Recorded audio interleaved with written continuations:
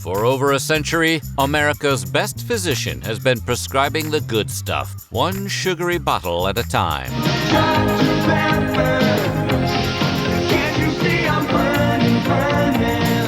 Sure, maybe he isn't a real doctor, and maybe his medicine isn't all that good for you, but it's sweet, it's delicious, and it launched a pepper craze that's lasted since the late 1800s. Today on Weird History Food, we're getting our PhD in the history of Dr. Pepper.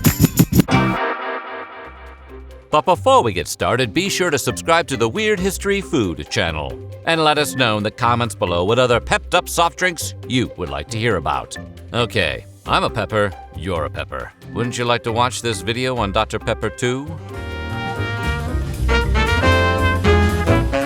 I've been given lots of credit for creating a new soda flavor. These days it's called Dr. Pepper. But back in the beginning, everyone just called it a Waco. Way back in 1885, just 1 year prior to the founding of Coca-Cola, Charles Alderton worked as a pharmacist at Morrison's Old Corner Drugstore in Waco, Texas, a city that is famous for a lot of things that aren't soda. Back then, it was commonplace for pharmacies to have soda fountains, places the town's youths could kick back, relax, and throw back a couple of caffeinated cold ones. Likewise, when Alderton wasn't doling out morphine shots to clients, he was busy slinging sodas of all varieties. He apparently loved the way the different sodas smelled when they all mixed together into one fruity aroma. So he set out to capture that aroma in a single soda flavor. Keeping a journal of his experiments, he tested out different mixtures until he came up with one he liked. Alderton then gave some of his new concoction to the drugstore's owner, Wade Morrison. And he liked it too, so the pair decided to sell it at the soda fountain. And the locals took to it like a duck to Dr. Pepper. At first, customers referred to the new drink simply as Waco. This is not a good name. Eventually, Morrison had his business's special drink patented and changed its name to Dr. Pepper, although no one seems to know why he chose that name. It most likely comes from Morrison's former employer, Dr. Charles T. Pepper. This Dr. Pepper was a Confederate surgeon turned medical supplier, whom Morrison had worked for a few years in the 1880s. Likewise, some say Dr. Pepper got its name because Charles T. Pepper helped to come up with the drink's final recipe. Others say Morrison had fallen in love with Pepper's daughter, but that Pepper had refused to allow them to marry. In this more exciting version of the story, Morrison named his soda after Pepper in a last Hail Mary bid to win his approval. It's a nice story, but seeing as Morrison was already married to someone else by that time, many have raised doubts about how true it is. Still, no one today knows for sure exactly why Wade seemingly named his soft drink after his former employer. And the Dr. Pepper Museum, yep, there's one of those, claims to have collected over a dozen versions of the beverage's origin story, including one where a can of soda gets bit by a radioactive pepper. Regardless, it wasn't long after Dr. Pepper's initial introduction that other nearby soda fountains started buying up Charles Alderton's special syrup to serve in their own stores. And by the end of the decade, Alderton and Morrison could no longer meet the high demand for their product. Over in Georgia, Coca-Cola's invention of the coupon had made it into a seemingly overnight national sensation. There was suddenly big money to be made in the soda industry, and more people than ever before wanted in on the soft drink action. Enter Robert S. Lazenby, an up-and-coming beverage chemist. Lazenby was impressed by Alderton's concoction, and he suggested that Alderton and Morrison start making Dr. Pepper at scale, which is fancy business talk for make a lot of it. But Alderton backed out, insisting his place was in the pharmacy, and he gave his blessing for Lazenby and Morrison to do whatever they wanted with his soft drink creation. He already spent all day filling pill bottles. Maybe he didn't want to spend his free time filling soda bottles. So, in 1891, the two formed the Artesian Manufacturing and Bottling Company, and Lazenby created the drink's final 23-ingredient form, the recipe for which remains secret and spread out between two separate Dallas bank vaults to this day, like two halves of a doomsday riddle. They likewise moved production from Morrison's pharmacy to Dublin Bottling Works in Dublin, Texas. And for the decade that followed, Dr. Pepper slowly spread its way all across the Lone Star State. However, in 1904, Dr. Pepper went from a respected local physician to a national superstar, like Dr. Phil. What the hell are you people thinking? It was the year of the Louisiana Purchase Exposition, also known as the St. Louis World's Fair. The exposition was provided $15 million, about $500 million in today's money, to host over 60 different countries and 40 different U.S. states, and to construct 1,500 buildings over 1,200 acres of land. It was the biggest thing since, well, ever. And nearly 20 million people attended to see this feat of human achievement and to witness some of what modernity had to offer. Debuting there were the likes of the X-ray machine, the wireless telephone, and the electric streetcar. What's more, many claim the exposition also began America's love affair with ice cream cones and hot dogs on buns. And most Americans had never encountered either prior to the event. Even with this hodgepodge of the day's finest innovations, though, Waco's favorite doctor waltzed in to steal the show. Dr. Pepper was a hit with exposition attendees, and the fair launched the soft drink into national stardom.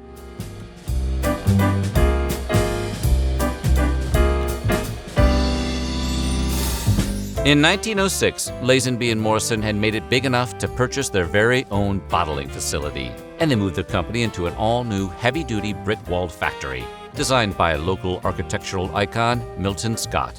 By the end of the decade, Southern Americans identified Dr. Pepper with its self-proclaimed title of King of Beverages, and the brand even had a top hat-wearing mascot to boot. Hey, that's fun. What's more, the company's advertisements started suggesting customers drink their soda 3 times per day, once at 10 a.m., again at 2 p.m., and one last time at 4 p.m., in order to help keep up energy into the afternoon. Nothing like microdosing some Dr. P to get you through the day. The facility's sturdiness would be put to the test 47 years later when, on May 11th of 1953, an F5 tornado ripped through Waco, destroying much of the town and claiming over 100 lives, leaving hundreds more injured. Though it was greatly damaged, the factory remained standing, and it today houses the Dr. Pepper Museum, an independent institution that offers visitors both insights into Dr. Pepper's past as well as free tastes of the actual soda, in case you somehow find yourself in the Dr. Pepper Museum without ever having tried Dr. Pepper before. Come on, Jill. Give us a treat. A friendly pepper-upper with a tasty beat. Drink Dr. Pepper, Dr. Pepper, 'cause it never lets you down. Even with the company's omnipresence in the South, Dr. Pepper still had issues distributing their product in other regions of the United States. But in the 1950s, the company decided to change the entire brand. They dropped the period from their name. They changed their tagline to the Friendly Pepper-Upper, and they started taking some not-so-friendly swings at the soft drink industry's biggest players. In 1951, they launched a $750,000 lawsuit against Coca-Cola over Coke's 5-cent price tag. They argued that Coke was allowing itself to lose money on each bottle it sold, just so it could run its competition out of business. Dr. Pepper then picked a fight with federal regulators, and the company attempted to get its own separate status, independent of the cola category.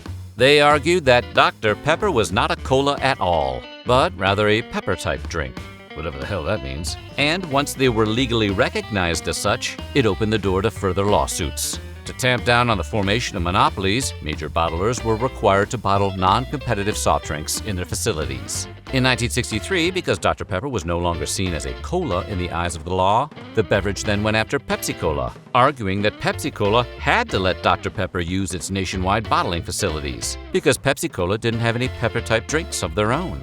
The judge bought that argument hook, line, and sinker, and ruled in favor of Dr. Pepper. Thus, thanks to a series of questionable lawsuits, Dr. Pepper had at last strong-armed its way into national distribution.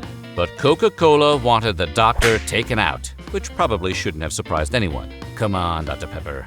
You know what you did. In 1972, Coke unveiled their new Dr. Pepper competitor, a soft drink they market-tested specifically in Waco, Texas. They called it Peppo, and market-tested it specifically in Waco, Texas because revenge should never be subtle. Dr. Pepper retaliated by suing Coca-Cola again to force them to change the name. Coca-Cola obliged, and they renamed Peppo to Mr. Pibb. Mr. Pibb, it goes down good. A name it would keep until 2001, when Coke changed the recipe and renamed it Pibb Extra, giving it a little bit of edge, like the Chris Gaines of soft drinks.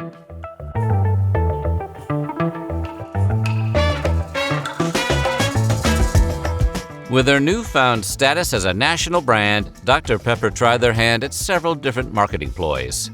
In the mid-1960s, Dr. Pepper hired Donna Lauren, the company's first and only Dr. Pepper girl, who at the age of 16 became the face of the brand for the next half-decade. Hi, I'm Donna Lauren. Dr. Pepper makes an ideal gift for your true love, so watch out for rivals.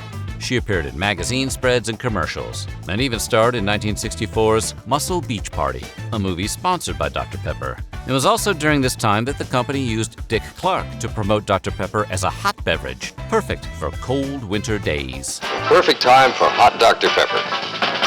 Delicious and so easy to prepare. Just heat Dr. Pepper in a saucepan till it steams, then pour over a thin slice of lemon. Heading into the 70s, Dr. Pepper decided to lean into its uniqueness on the beverage market.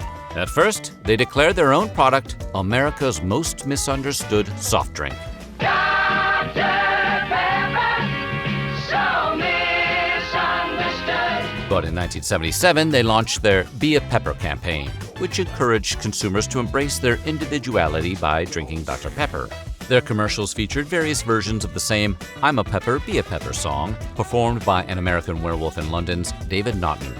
Yeah, he's the I'm a Pepper guy. I'm a pepper, he's a pepper, we're a pepper. What's pepper? Wouldn't you like to be a pepper too? They even paid Michael Jackson to make a version all his own. Sunshine, I'm a pepper. You're a pepper. Good times, I drink Dr. Pepper. While the campaign was a huge success, that success only lasted so long. In the early 1980s, the company became insolvent.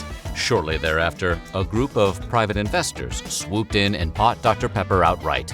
Seeing their chance to take out a particularly annoying competitor for good, Coca-Cola attempted to buy Dr. Pepper off of these investors. At the same time, Pepsi just so happened to be bidding on 7-Up, and both sales were struck down by the FTC over concerns of monopolization.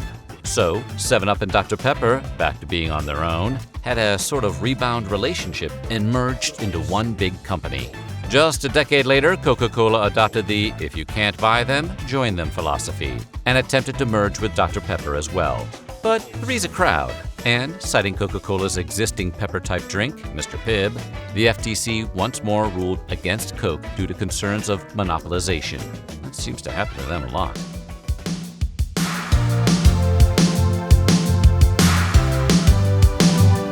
Dr. Pepper hasn't felt the need to mess around with its recipe too much over the years, possibly because being a unique pepper-type drink is what made it so successful in the first place.